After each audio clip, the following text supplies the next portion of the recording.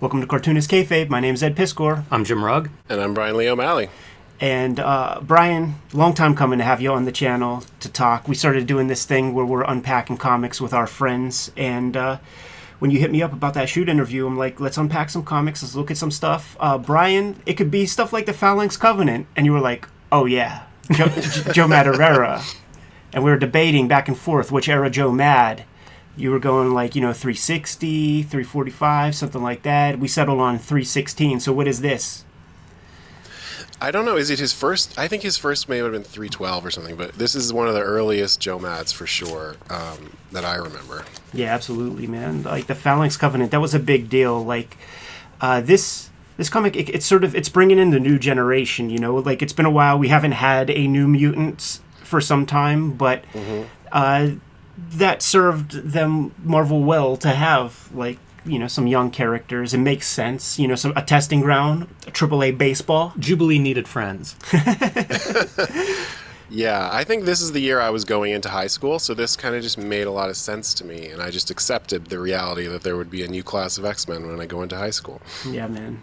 And speaking of new, this is early in Joe Mad's tenure on Uncanny X-Men. I did not realize that he stretches to 360. I was out on X-Men at this point, but replacing JR, would that have been the previous kind of guy who was on this book? It is, yeah. And this is an interesting comic to look at, and of course, man, we're going to be looking at this thing from more for art's sake than the narrative qualities involved. Cartoonist Kayfabe is subsidized by the comic books that we make. Jim Rugg and I are Eisner Award-winning cartoonists who, when we're not doing our YouTube stuff, busy at the drawing table, working on our latest comics. Hulk 316 says that's the date that you pick up Jim Rugg's Hulk Grand Design Monster in March and Madness in April. 40 pages of comics in each of those two issues. A high-octane distillation of 40 years worth of Incredible Hulk lore. Probably, 400 or 500 issues worth of material, Jimmy? 500 issues. And I've been going through them all week, making final edits for that first issue. I'm thinking we're going to have more Hulk videos on the Cartoonist Kayfabe channel, but look at these incredible covers. You're not going to miss them on the racks. First issue's coming buttressed with a heap of variant covers. First off, we'll take a look at the Eddie P. variant by way of Todd McFarlane and the Herb Trimpe, John Romita design of that OG. When are we going to bring back the Whiskers Wolverine, man? Also the button nose. Yes. It's very important. And the cute little beep. Marcos Martin does a variant cover of a great Hulk transition sequence. Man, love the line work on that middle curvy piece. And the Peach Momoko variant cover, the cottage industry unto herself has provided a She-Hulk, Incredible Hulk variant, man, where she is holding up that little Volkswagen like it ain't nothing, man. What else you got to say about it, Jimmy? Anything? That's about it, man. I'm sending my final edits for print to Marvel tomorrow. So whenever you see this video, they've already gone out, and you know the drill, Ed. That last week before you actually send this off to the printer, it is everything. Every idea that you hope to get in there, every note that I had for myself, like I am working round the clock here. I'm in the last 48 hours of this. I don't want to call it a grind. It's more of like the kick at the end of the race to get this thing to be the extra 10% you put in at the end that we hear the great cartoonists talk about. That's what I'm aiming for right now. So it's all excitement on my end for it. And 316, all I need is Stone Cold to retweet it now, and I feel like this journey is complete.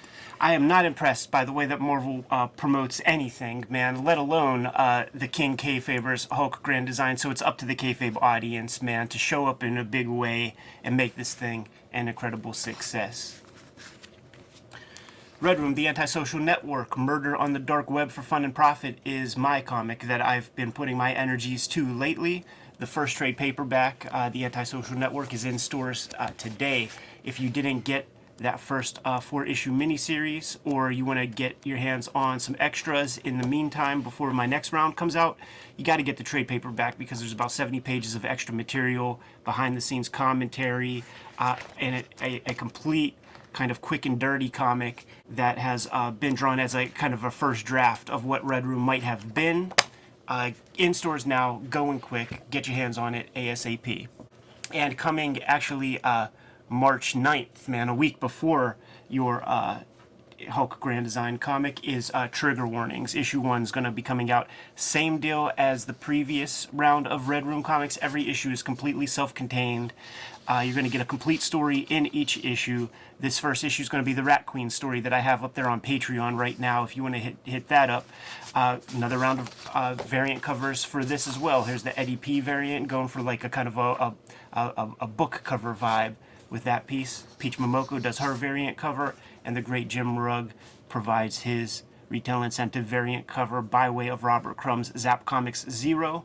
Jimmy and I have link trees in the description below this video where you can get to all of our links, including our Patreons, where Jim is putting up some pretty compelling behind-the-scenes material on his Patreon, and I'm serializing the Red Room comics before they hit paper. Hit those links below, and now that we're done paying our bills, back to the video.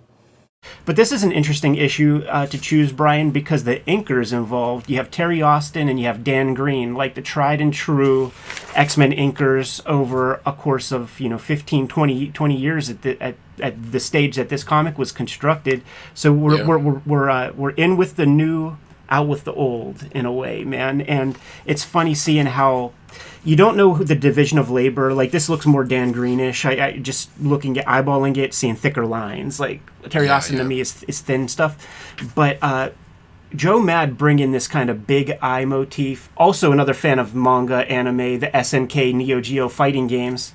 And seeing how those old school American inkers are like trying to understand these big eyes that he's drawn on his characters there. Yeah, this is before I got into manga. So this was like this is 94, I think, right? Yeah.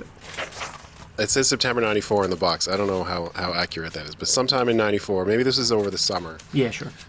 This was a big crossover, I remember. I was kind of out. I think I was out of comics for a while because after Chris Claremont left X-Men, I think I read about 10 issues of the Jim Lee and with Scott Lobdell, and I just wasn't into it. And then the art started getting really bad. The Image era kind of really took hold. And then this is like maybe 2 years later, and I kind of like peeked back in because maybe I saw this cover, this drawing on the cover of this character or Monet, I can't remember what her name is. Both. Yeah, that was like very appealing to me. And this is, like I said, before I got into manga, but I was like 13, 14, and starting to learn about girls and also, video games and all this stuff. And it's just like the aesthetic just really jumped out of me. Actually, I hadn't even opened this up and seen the full spread. The back cover is great. Yeah, it's great. The part of the front sucks compared to the back. It has a lot of the Joe Mad-isms that he really brought to the game, man. You could point things out like these like wonky mouth expressions. Yeah. That's the kind of stuff that guys like Roger Cruz and Mike Waringo and like those guys will start to adopt. The one big eye, one smaller eye thing, we were all drawing that after we saw Joe Mad do that in these comics. And you see a lot of it, like the small eye, big eye thing. It's weird what people innovate, Jimmy, but this is definitely one of those things that I completely remember from his comics. Because to be honest, even towards the end of Chris Claremont, it was the art that was floating my interest in the comics. Yeah. In a lot of ways, man. I was still fully on board. Jim Lee, like stuff gets Byzantine. Like I defy you to understand that stuff. So the art was floating when JR comes back. It introduces the Phalanx in like 300. I'm floating for a while. Like my run is up to about 350 is where I'm like, I'm fully done now. And Joe Mad, Chris Bachalo is how I read it all these years in my mind, so I'm going to call him that, unfortunately, if that's the incorrect spelling or pronunciation. He can call in and correct us. Yeah, that's it, man. But, I mean, those guys are like a wave 3 of image creators with the Cliffhanger imprint. Very true. I was going to compliment the editor who decided, we're starting with these new characters, let's bring in this hot new young artist. Right. Didn't have a big track record at that point, and it is a different look. So to take one of your top books and be like, let's try something new. This proportionality is something that Joe Mad, you just didn't see before Madureira comics very much. Just like very trim waist with this super giant upper body. Like it's the Street Fighter, right? Like exactly. To me, that is like what's the guy's name in Street Fighter? The tall guy with the scar.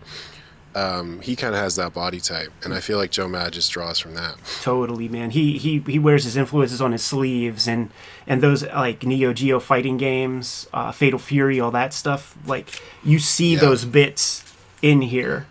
Speaking of crispy, those Capcom guys, Bengus and Akiman, like those were probably his biggest influences, like more so than any manga specifically.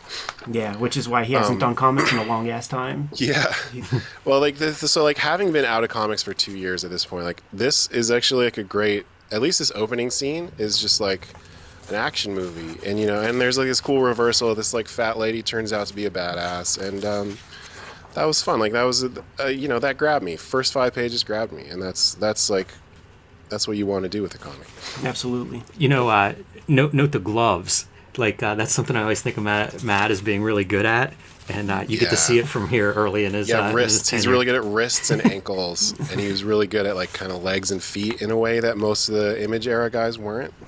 This is one of those periods of time where I'm really all in as like my life's career is going to be as a cartoonist. Like I'm fully on board, so I'm becoming more observant of certain things. So it takes you a while to realize that when you draw a character standing straight up and down, they're not standing straight up and down. And this is one of those images that I really cited as like that S curve of the human figure of like, okay, I'm starting to figure things out a little bit more.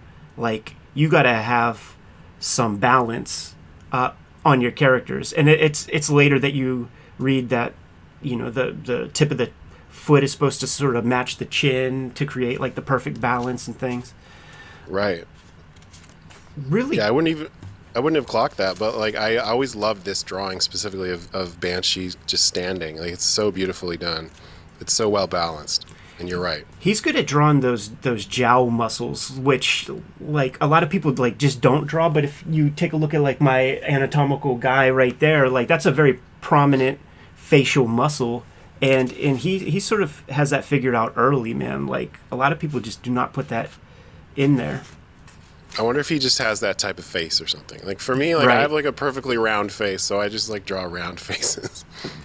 When going to that first SPX in 2004, man, I knew who Jeffrey Brown was without seeing a name tag. Yeah, I knew who James Kachalka was.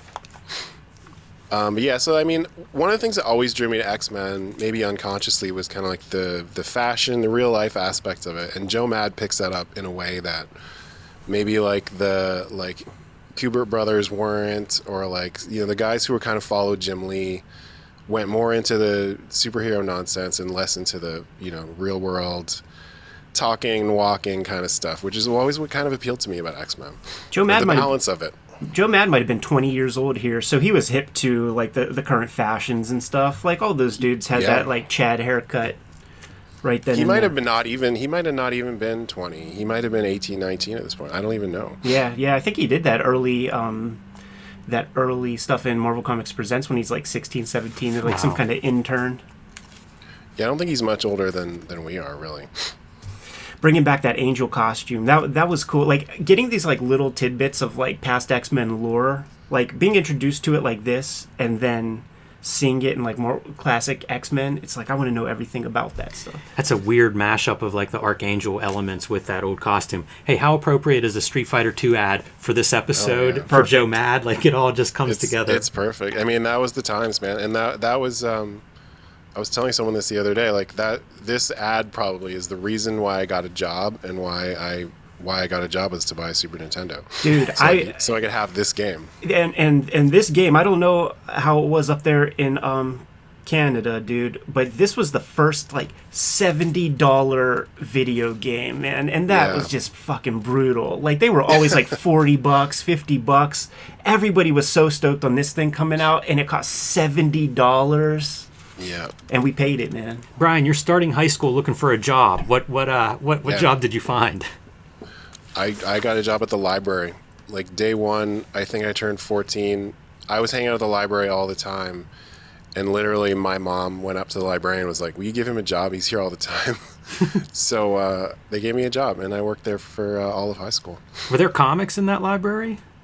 Not really, not really. There was like maybe strip collections, but that was it. Like it was in the humor section. I don't remember Dewey Decimal anymore, but like, yeah, we would have like some Calvin and Hobbes, some like Ziggy or something, and that was about it. But they had a great sci-fi collection, which I really dug into in those days.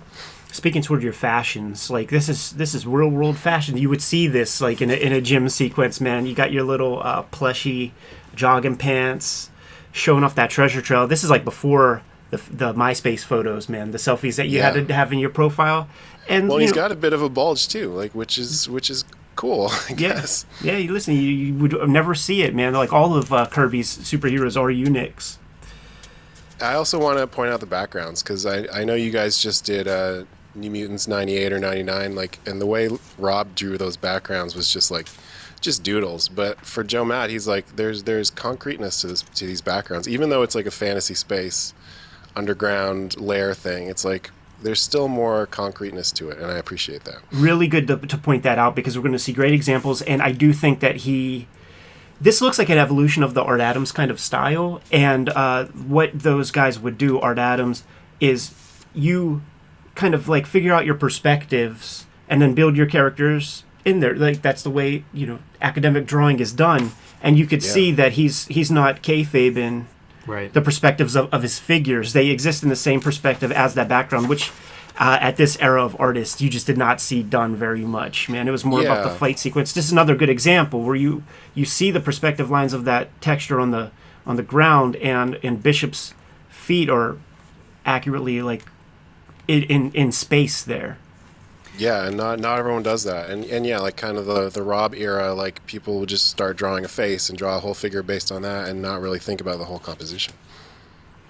Or at least that's how I interpret it. That's how I did it when I was a kid. Sure.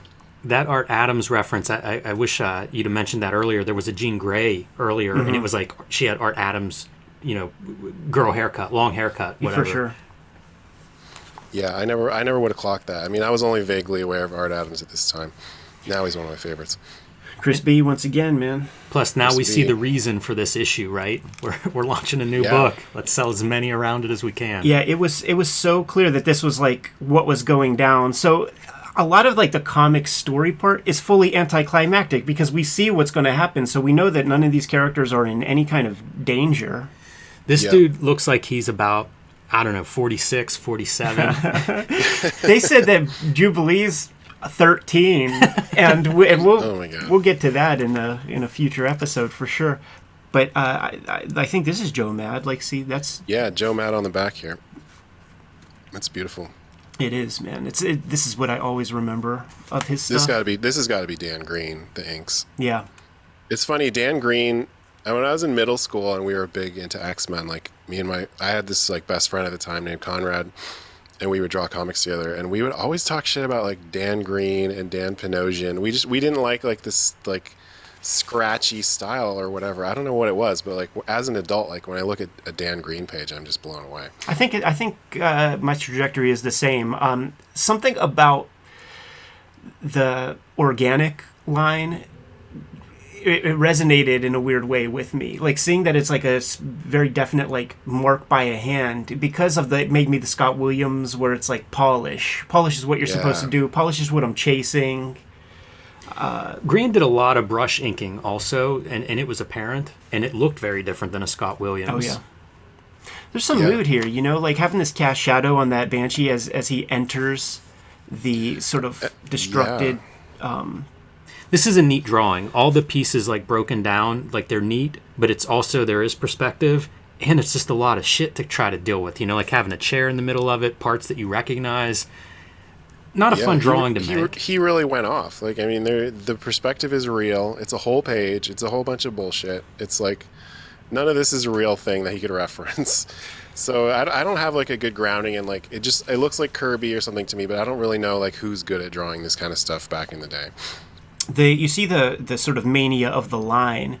This is another thing that would translate to the Roger Cruz crib jobs whenever he would do fill-ins, of which Joe Mad would cut promos in his own comics, like have newspapers flying around and says, Cruz cribs again and shit like that. But there would always be like one page with like a cool Asteroid M or a spaceship or something, and it would have all these like little lines, man. I think that might have some vestigial influence from manga when you see those like super ornate backgrounds before you get the memo that the guy's name that you see on the spine isn't the guy who drew all that ornate stuff. It was some assistant who got no credit.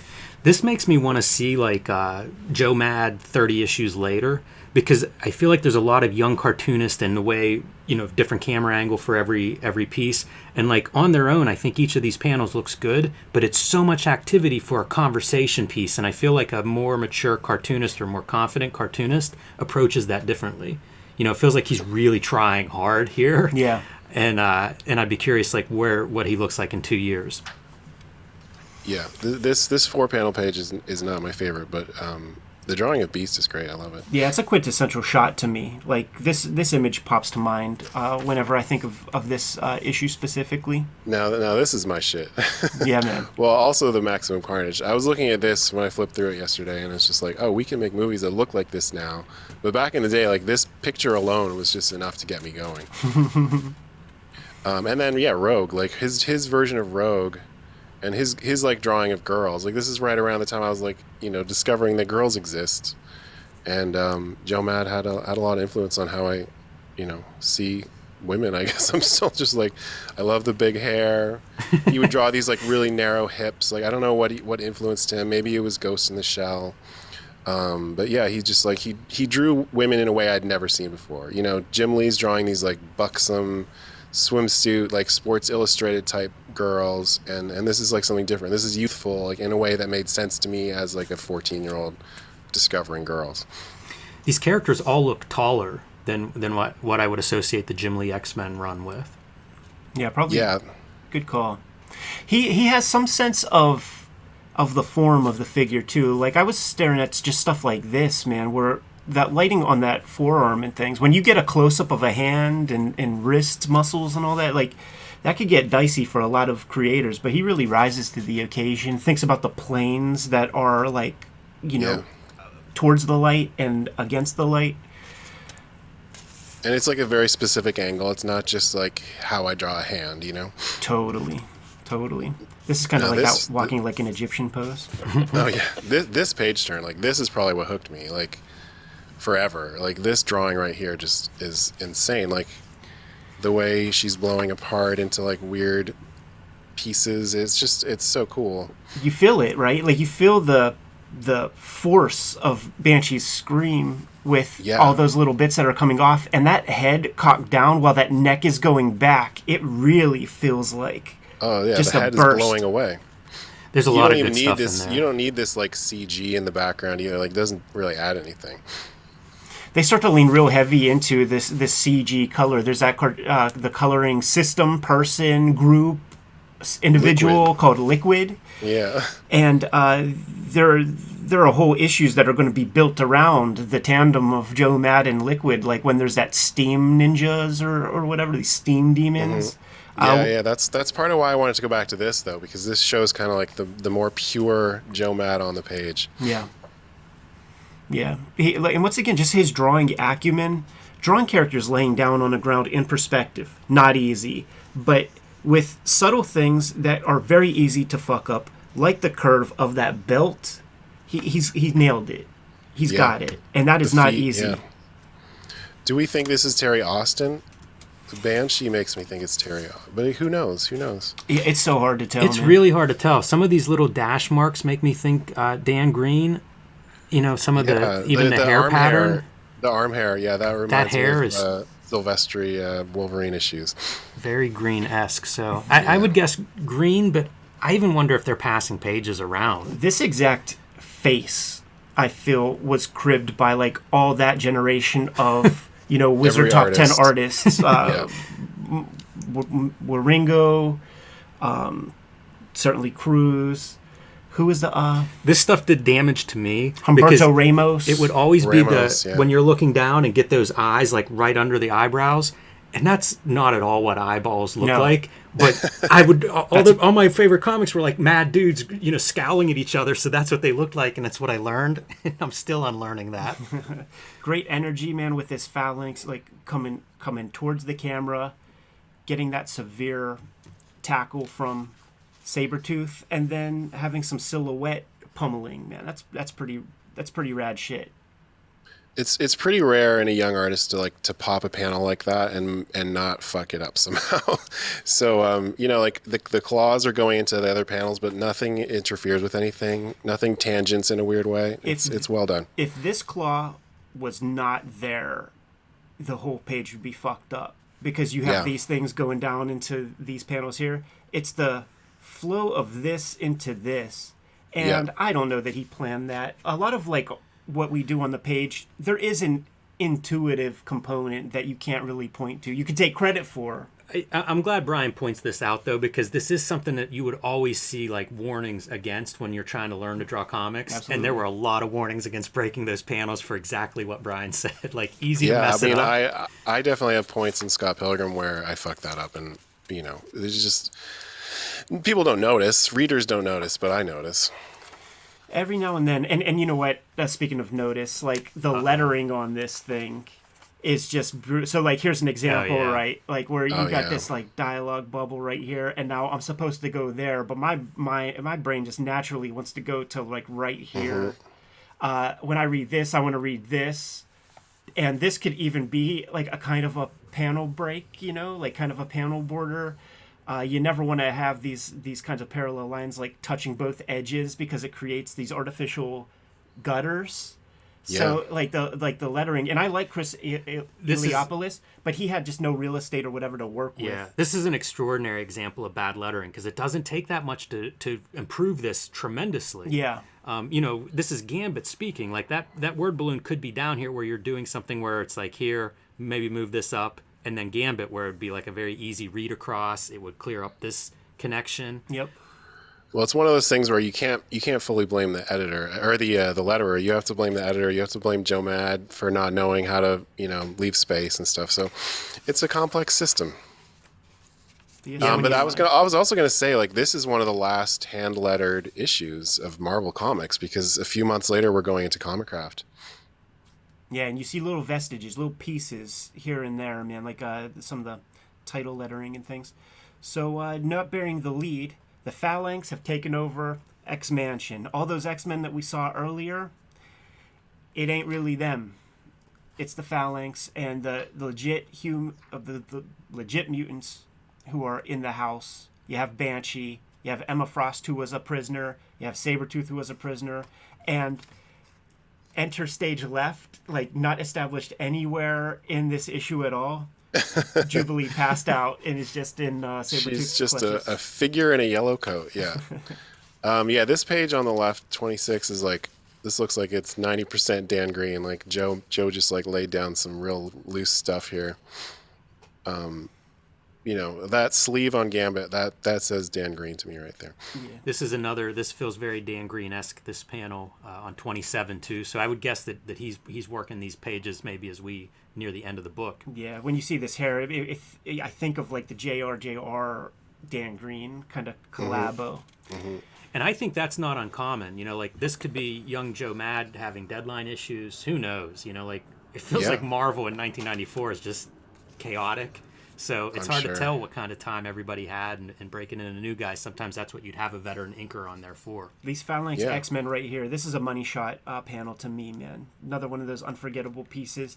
And just these like real wild, adventurous faces that Joe Mad brought into this comic. And for 10 years, comics was changed because of the work that he brought to the game.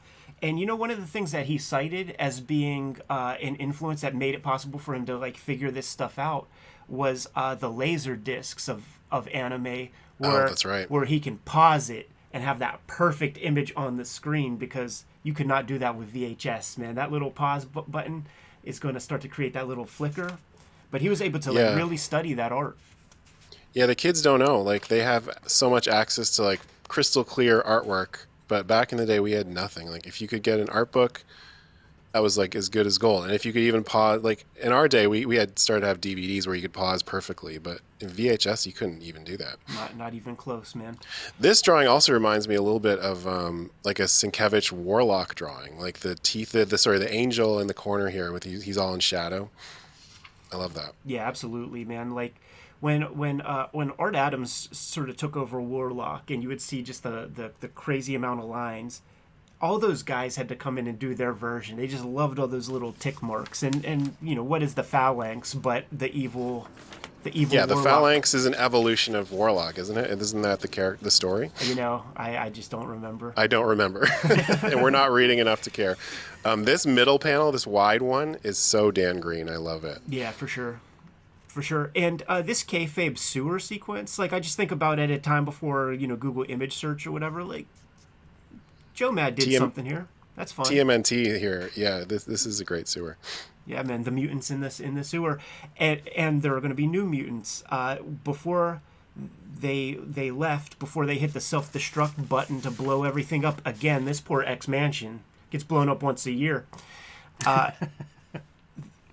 You see Banshee like discovers that there are these people, these young kids that we always intended on reaching out to. Just didn't have the time. Professor X ain't around. But now the Phalanx know who they are, what they're about, and they have their addresses. We got to go warn them. Not a bad setup for this future Generation X. I got to make a comment because, again, I had given up on X-Men. I hadn't been reading it. Yeah. It's such a strange team. Like, who's here is such an odd collection. Yeah. It's peculiar to me. It is because, like, you know, kayfabe, wrestling parlance, right? You have the idea of putting somebody over. You're creating this entire, like, program to institute a new team. Mm-hmm.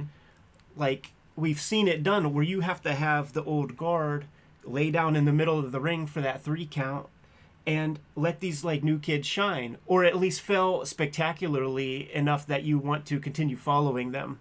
But this is Barry Horowitz, and is somebody the belt. Yes. You know, this is jobbers. Right. You need the rub from a Wolverine or a Cyclops or somebody. Hulk Hogan has to give you that stroke, man, not Sabretooth with a muzzle on his face. Yeah, I mean, you can feel the whole thing is set up because the Generation X, the comic that comes out of this, is Banshee and the White Queen are in charge of the new class. And so it's just like they're randomly kind of shoehorned together here. Yeah, probably underused characters for a hot minute, man. Let's do something with these guys. It's incredible to think of this through WWE terms because it is like early 90s whenever Hogan leaves WWF. And it's like, we're going to take some lumps as we try to build a new bunch of stars. But then, you know, White Queen goes on clear into the 2000s, right? As like a big major player in X-Men. But at this stage, pretty new to the game. Yeah, certainly as like a heroic figure. But it's her face turn, right? It's the face turn. Well done. The Image guys are gone. They're still reeling from that trauma of you know, such visually exciting artists disappearing, leaving that big void. But Joe Madureira, like, very quickly pulling these off the rack, man, like very quickly. I was into it, and he could not sustain, like, it was awesome when you got a Joe Mad issue, but then, you know, you got to put up with your Roger Cruzes, you got to get your Steve Epting here and there, then you get another Joe Mad. The worst is they would put him on the cover like every month. For sure. He's not inside it most of the time. Yeah, for sure. It's an abuse of the audience, and the audience leaves. Like, I think about the setup that was given guys like Lobdell and these dudes who were like these untested quantities who were, if you read that Sean Howe History of Marvel book, were basically there in the office and we're like, oh, I'll do it. Right. Oh, I'll do it. Right place, right time. But Yeah. I mean, isn't that what Claremont says about how he got started too? He was just hanging around the office. Yeah, sure. But the difference with this is that you could have this like false positive of a very popular cartoon that is on Fox, a whole bunch of promotional stuff around that cartoon, toys, Pizza Hut promotions, all kinds of stuff that is going to goose the numbers to a very, very shitty product. But at least the art, you know, you could find some saving grace in the art more often than not. And listen, man, this was a fun issue to unpack. I haven't looked at it since I was a teenager, and we're sitting here with Bryan Lee O'Malley doing it. Not a bad day at the Kayfabe offices. No, this is exactly what I need to read this issue, by the way. If you remove any of these elements, I'm probably out.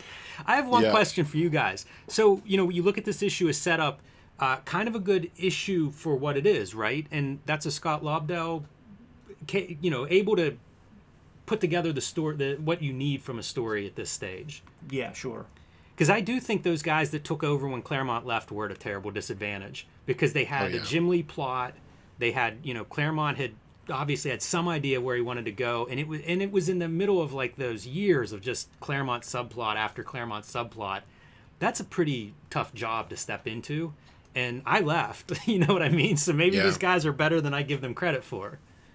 Jim, always the diplomat. Bryan, do you have any closing words, man? Yeah, you know what?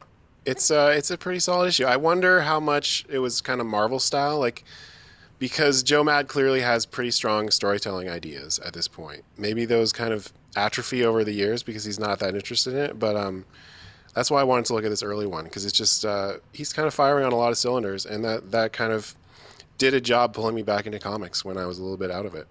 Well said. Favors, like, follow, subscribe to the YouTube channel, hit the bell, will notify you when new vids are available. What is out there, Jimmy? Hulk Grand Design. Tell your local comic shop to pre-order that thing right now. Want to get those numbers through the roof, show Marvel what the Kayfabe effect is all about. So if you plan on buying Hulk Grand Design on 3/16, let your comic shop know immediately to pre-order a copy for you. And you can join me on patreon.com/JimRugg to see some behind the scenes on how I put Hulk Grand Design together. Red Room, the Antisocial Network, is out on the stands right now. Get your hands on it. That is the precursor for Red Room Trigger Warnings, which is going to be coming out March 9th. March 2022 is the month of Kayfabe in the comic book stores, Ben. Trigger Warnings issue number 1 is going to be coming out March 9th. Every issue of that will be self-contained. That complete story is on my Patreon right now at this moment. I put up new strips every Tuesday. You could get to links to all of our stuff in our link trees in the description below this video. What else do we have out there, Jimmy? Subscribe to the Cartoonist Kayfabe e-newsletter at the links below this video. You can also find Cartoonist Kayfabe t-shirts and merchandise at the links below this video. Given those marching orders, we're going to be on our way. Read more comics.